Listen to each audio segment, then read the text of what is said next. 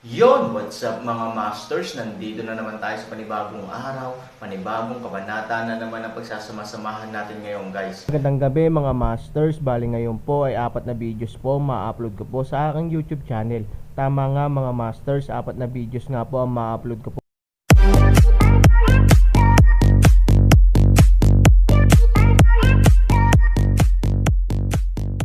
Mga masters, okay lang po bang wag nyong skip ang mga ads sa aking mga videos? Salamat po talaga mga masters sa solid na pagsuporta po sa akin.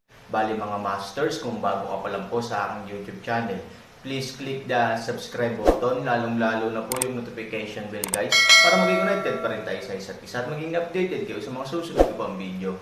Bali mga masters, bago natin umpisahan ng kwento ay mag-shoutout po muna tayo para sa mga solid nating tagapakinig. Shoutout kay Jeps, shoutout kay Ben Villa. Yun na nga mga masters, no? Bali hindi na ito patagalin. In 3, 2, 1, let's go!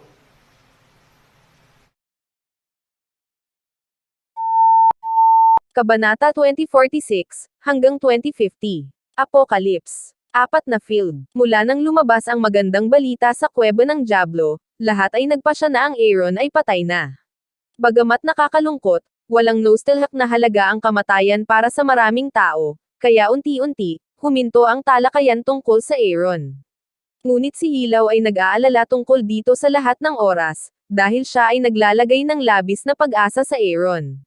Ngayon ang ganitong uri ng kahihinatnan ay ang hindi gustong makita ni Hilaw, at ito ay medyo hindi siya katanggap-tanggap. Noong una ay may pag-asa pa si Hilaw ngunit habang lumilipas ang ilang araw ay tuluyan na siyang desperado, dahil alam na alam niyang walang makakaligtas habang ang kuweba ng demonyo ay abala sa pakikipaglaban sa mga nilalang na iyon. Ang tanging pag-asa ay nauwi sa kawalan ng pag-asa. Saglit ding natarante si Hilaw. Binalak niyang ibigay ang 4 na gate kay Han Sanchen pagkatapos niyang ma-promote sa Chanzi level. Pumunta siya sa pangalawang mundo para tingnan. Ngunit ngayon, walang sino man sa 4 na pintuan ang maaaring pumalit sa mahalagang gawain, at nabigo ang kanyang plano. Hindi alam ni Hilaw ang gagawin. Matandahi, hindi ka makakain o makakainom sa mga araw na ito. Paano ka magpapatuloy ng ganito?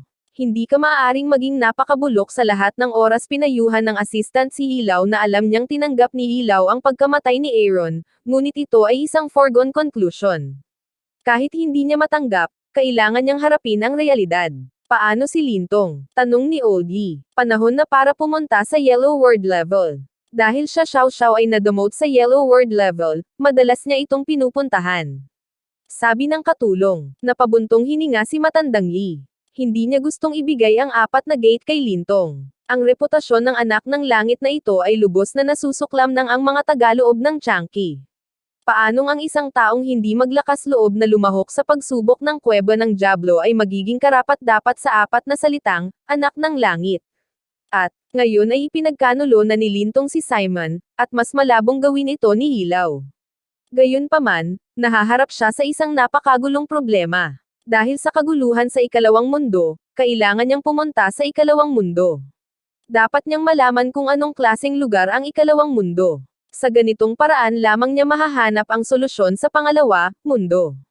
Ipinagkanulo ni Lintong ang 4 na pintuan, at wala ni isa sa mga ito ang magagamit. Sa tingin mo kanino mo maibibigay ang posisyon ko bilang pinuno ng tarangkahan?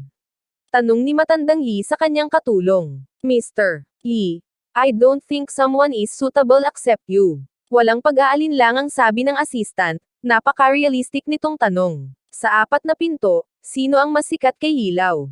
At kahit hindi mo pinapansin ang reputasyon, sa mga tuntunin ng lakas, walang angkop sa kasalukuyan. Dapat sabihin na ang Aaron ay talagang ang pinakamahusay na pagpipilian. Sinira niya ang lahat ng mga nakaraang talaan ng Apocalypse at na-promote sa antas ng Dizzy sa pinakamabilis na bilis, naganap na durog na si Lintong. Natatakot ako na baka walang makagagawa nito sa hinaharap. Sa kasamaang palad ay mas malala ang kanyang kapalaran at nahulog siya sa kuweba ng Diablo. Gusto mo bang hintayin ang kamatayan sa lahat ng oras? Sa lakas ng Apocalypse, kung magkagulo na naman ang ikalawang mundo, imposibleng labanan. Kailangan kong pumunta sa pangalawang mundo. Nagngangalit si Eold para sabihin. Napabuntong hininga ang katulong sa kanyang puso. Talagang walang paraan ang Apocalypse para labanan ang ikalawang mundo. Ito ay isang halatang problema. Gayunpaman, hindi rin niya iniisip na ang pamamaraan ni Lilaw ay talagang malulutas ito, krisis, kung tutuusin, sa kasaysayan ng Apocalypse, walang gaanong mga taong napupunta sa kalaliman sa ikalawang mundo. Namatay sila sa ikalawang mundo.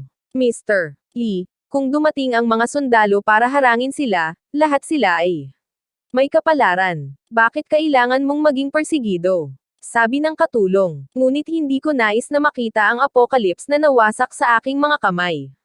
Ang matandang Lee ay biglang naikuyom ang kanyang kamao, at ang kanyang mukha ay puno ng pag-aatubili. Napabuntong hininga ang katulong. Walang gustong makita ang pagtatapos na ito, ngunit ano ang magagawa natin? Ang Apocalypse ay hindi na ang Apocalypse dati, at walang sino man ang makakapagpalakas nito sa maikling panahon. Sa huling pagsusuri, ang Aaron ay hindi masyadong pinalad. Kung hindi siya namatay sa kuweba ng Diablo, marahil hindi ang Apocalypse ang kasalukuyang sitwasyon.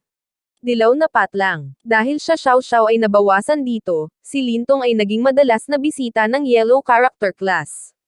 Bagamat napakalalim ng kanyang pagmamahal para kay Xiao Xiao, unti-unti itong nalantad nitong mga nakaraang taon. At nararamdaman din ito ni Xiao Xiao, ngunit sa mga mata ni Xiao Xiao, si Lintong, ang anak ng langit, ay wala pa rin. Kahit na siya ang pinakamababang dilaw na miyembro ng klase ngayon, siya pa rin ang anak ni Qing Feng pagkatapos ng lahat, at ang kanyang pagmamataas hindi nabawasan. Lintong, alam ko ang iniisip mo. Bagamat ibinaba na ako sa ranggo ng dilaw, anak pa rin ako ng pinuno ng 3 bulwagan. Iminumungkahi kong alisin mo ang iyong kawalang ingat. He Xiao Xiao said to Lintong with disdain. Sa tingin mo makakabalik ka. Lintong rude. Si He Xiao Xiao ay sumangot ng malamig at sinabing, tinatakot lang ako ng aking ama na turuan ako ng leksyon. Maya-maya, sasanduan niya ako ng personal. Mukhang walang magawa si Lintong at umiling. Nakakatawa talaga ang pagmamayabang ni He Xiao Xiao. Ngayon ang buong Apocalypse ay nakatitig sa bagay na ito. Ang pagkakamaling ginawa ni Xiao Xiao ay hindi na siya ay maituturing na wala kapag dumating siya sa antas ng Wangzi sa loob ng ilang araw. Ang Apocalypse ay isang lugar kung saan iginagalang ang lakas. Ang sino mang gustong i-promote ang kanyang posisyon ay dapat magpakita ng kanyang katumbas na lakas. Ang mga alituntunin ng Apocalypse, maging ang Panginoon ng sekta, ay hindi dapat labagin. Ang dahilan kung bakit siya Xiao Xiao ay naninirahan sa 3 bulwagan sa loob ng maraming taon ay walang sino man ang sadyang nagbanggit nito. Ngayon, na-demote na siya sa yellow level. Kahit siya Qing Feng ay hindi nang ahas na kunin siya ng madali. Unless, she can prove herself with the strength, can win in the classification match. Otherwise, she will never return to the 3rd hall in her life. Sayang at mukhang hindi ito napagtanto ng dalaga. Akala niya pinaparusahan lang siya ni Qing Feng at pupunta siya para sunduin siya ng personal. He Xiao Xiao, ako lang ang makakatulong sa iyo na bumalik sa 3 bulwagan.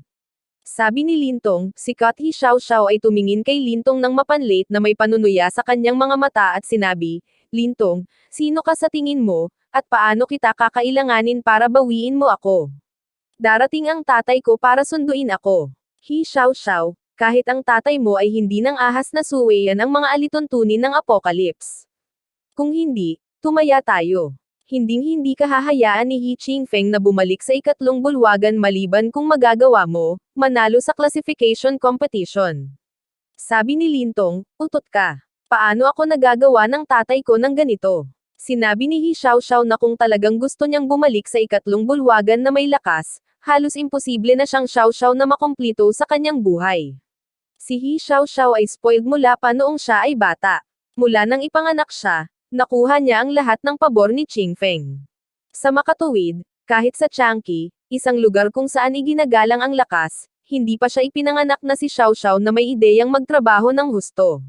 Sa kanyang pag-unawa, hanggat ang kanyang ama ay ang Panginoon ng 3 bulwagan, maaari niyang tamasahin ang pinakamataas na pagtrato sa Apocalypse. Ngayong nangyari na ito, bakit mo pahihirapan ang iyong sarili? Kaya ang mga salita ni Lintong ay nasaktan sa puso ni Xiao Xiao. Ang pagkapanalo sa classification competition ay isang biro para kay Xiao Xiao. You don't have to swear so fast. Nagsasabi lang ako ng totoo. Kung ayaw mong maniwala, we'll see. Lintong rude. Umalis ka na dito. Si He Xiao Xiao ay nagngangalit ang kanyang mga ngipin at tinitigan si Lintong. Hindi niya kailangan ng ganoong katotohanan, dahil ito ay magdudulot sa kanya ng kawalan ng pag-asa. I can help you. Now you may not accept, but when you need, you can find me. I have only one condition, when my woman. Nakangiting sabi ni Lintong. Lintong, sa mata ng ibang tao, anak ka ng langit. Pero sa paningin ko, hindi ka kasing galing ng tae ng aso. Gusto mo ako, delusional ka. Galit na sabi ni He Xiaoxiao. Sa oras na ito, dumaan ang ilang miyembro ng Yellow Class. Nagbulungan sila at medyo naguguluhan. Tumigil ka, sigaw ni Lintong sa ilang tao. Huminto ang ilang tao upang harapin si Lintong, ang anak ng langit, at hindi ng ahas na maging walang galang. What are you talking about? Bakit ka ba naguguluhan? Tanong ni Lintong. Nagkatinginan ang ilang tao. Nabalitaan nila ito ng nagkataon, at hindi sila sigurado kung totoo ito o hindi. Lintong, narinig namin na may lumabas sa kuweba ng demonyo. May nagsabi, may lumabas sa kuweba ng Diablo. Naisip agad ni Lintong ang Aaron, dahil nitong mga nakaraang taon, siya lang ang pumunta sa kuweba ng Diablo ilang araw na ang nakakaraan. Kung may lalabas, sino pa kaya siya? Ngunit paano ito posible? Hindi pa siya patay sa kuweba ng Diablo, paano siya makakalabas na buhay? Saan mo nakuha ang balita? Paanong naging ganito? Hindi ka naman nagsasalita ng kalokohan. Sigaw ni Lintong sa ilang tao. Hindi kami naniniwala na ang balita ay bumalik mula sa antas ng Xuanzi, ngunit ano ang problema? Sa tingin ko ay dapat mayroong tumpak na impormasyon sa antas ng DZ. Malalaman mo ito kapag bumalik ka. Tiningnan ni Lintong ang nalilitong si Xiaoxiao at sinabing, babalik ako bukas at bibigyan ka ng araw para pag-isipan ito. Pagkatapos noon ay mabilis na umalis si Lintong. At siya Xiaoxiao ay nasa Sito Leng sa loob ng mahabang panahon. Aaron, paano siya makakabalik na buhay mula sa kuweba ng Diablo?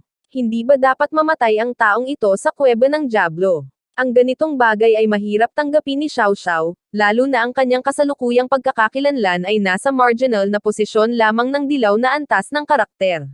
Kapag ang Aaron ay talagang lumabas na buhay, ito ang magiging nangungunang malakas na tao ng antas ng karakter ng Tian. Dahil sa agwat ng pagkakakilanlan ay nakakaramdam siya ng hindi maipaliwanag na kahihiyan kay Xiaoxiao. Nasa ganoon pa rin ba siyang estado na may mukha siya sa harap ng Aaron? Damn it, hindi ako naniniwalang makakalabas ka ng buhay. Sabi ni He Xiaoxiao na nagngangalit ang mga ngipin. Hindi nagtagal ay kumalat sa buong larangan ng Apocalypse ang balitang may lumabas na buhay sa yungib ng Diablo. Halos lahat ay hindi naniniwala na ito ay totoo, dahil ito ay isang panaginip na hindi maabot ng maraming tao na ma-promote sa antas ng Xuanzi, ngunit nagawa ito ng Aaron sa napakaikling panahon. Paano kaya? Paano may lalabas na buhay? Nagulat si He Qingfeng nang marinig niya ang balita. Bilang pinuno ng 3 bulwagan, alam na alam niya Qingfeng kung gaano kadelikado ang kuweba ng Diablo. Kahit na siya ay lumabas mula sa kuweba ng Diablo na buhay, maingat niyang iniwasa. Iniwasan ang lahat ng mga panganib, at may ilang mga kapwa-tao sa kanyang likod, kaya siya ay nakatakas. Ayon kay Qingfeng, ang Aaron ay tiyak na nakaharap sa ilang kakaibang hayop sa kuweba. Sa kasong ito, ganap na walang pagkakataon na mabuhay. Tara, punta ka sa labasan ng kuweba ng Diablo. Gusto kong malaman kung totoo o hindi. 4 na pinto. Nang malaman niya ito, nagulat pa rin si Hilaw. Bagamat may pag-asa, tuluyan na siyang desperado matapos ang mga nakaraang araw, dahil alam din niya ang panganib ng kuweba ng demonyo. Ngayon pa lang, wala na siyang choice kundi ang makipaglaban sa mga halimaw sa kuweba ng Diablo. Paanong may lalabas na buhay? Mr. Lee, ayaw mo bang tingnan? Nakikita ng assistant si He na may edad na isang pares ng wala sa isip na hitsura, hindi mapigilan ang boses upang paalalahanan ang isang paraan. Nang marinig ang mga salitang ito, nanambalik ang isip ng matandang Lee at naging masigla at sinabing, lumakad ka, umalis ka kaagad. Sa labasan ng kuweba ng Diablo, si Aaron at Jiang Yingying ay magulo at magulo. Bagamat medyo nahihiya sila, hindi sila nasaktan at nakalabas ng buhay sa kuweba ng Diablo. Kuya Aaron, mas maganda ang hangin sa labas. Nakangiting sabi ni Jiang Yingying kay Aaron. Oo, ang sariwang hangin ay nagkakahalaga ng pahalagahan, ngunit hindi ko alam kung gaano karaming mga tao ang nag-iisip na tayo ay patay na. Tumawa si Aaron. Originally, nakalabas na sila 2 days ago, pero dahil matako sila saglit, mas marami silang kinakain na prutas, na nagresulta sa ilang abnormal na sitwasyon. Pagkatapos ng prutas sa tiyan, Aaron at Jiang Yingying ay maaaring malinaw na makaramdam ng init ng daloy sa kanilang katawan, kung paano hindi makontrol, ginugol ng 2 araw, 2 tao ay digest ang kakaibang daloy ng init. Bagamat hindi alam ni Aaron kung ano ang partikular na sitwasyon, naramdaman niyang tumaas ng husto ang kanyang lakas. Marahil ang pulang prutas ay naglalaman ng enerhiya na maaaring magpalakas ng mga tao. Isa pang dahilan kung bakit siya naantala ay ang maliit na puting ahas.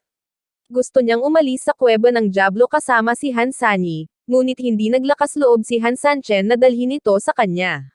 Pagkatapos ng lahat, hindi naintindihan ni Han Sanchen kung ano ang nangyari sa mga hayop sa kuweba ng Diablo. Sa sandaling dinala niya ito, hindi na kinaya ni Han Sanchen ang malubhang kahihinatnan. Kuya Aaron, gusto mo ba talagang bumalik at ilayo ang maliit na puting ahas? Tanong ni Jiang Yingying sa mahinang boses. Ito ang pangako ni Aaron sa maliit na puting ahas, at dahil dito, makakaalis sila ng ligtas. Maghihintay ako hanggang sa malaman ko kung sino talaga ang mga bagay na ito, ngunit hindi sila laban sa akin. Sabi ni Aaron. Tumanggo si Jiang Yingying, kung hindi dahil sa pagkakaroon ng maliit na puting ahas, maaaring naging pagkain na sila ng tiyan ng mga kakaibang hayop. Sa oras na ito, ang mga tao ay patuloy na lumilitaw sa labasan ng kuweba ng Diablo, at ang mga ito ang mga tao ay pawang mga malalakas na lalaki, na nakaranas ng kakilakilabot sa kuweba ng Diablo, kaya nang makita nilang buhay pa si Aaron, hindi sila makapaniwala. Yun na nga mga masters, no? Bali panibagong kabanata na naman yung natapos natin ngayong gabi. Muli, maraming salamat po talaga sa walang sawang suporta po sa aking YouTube channel na talagang inaabangan nyo po ang bawat upload ko po. Bali mga masters, magkita-kita ulit po tayo bukas ng gabi at ngayon po ay magpapaalam po muna tayo. Bali mga masters, bye-bye!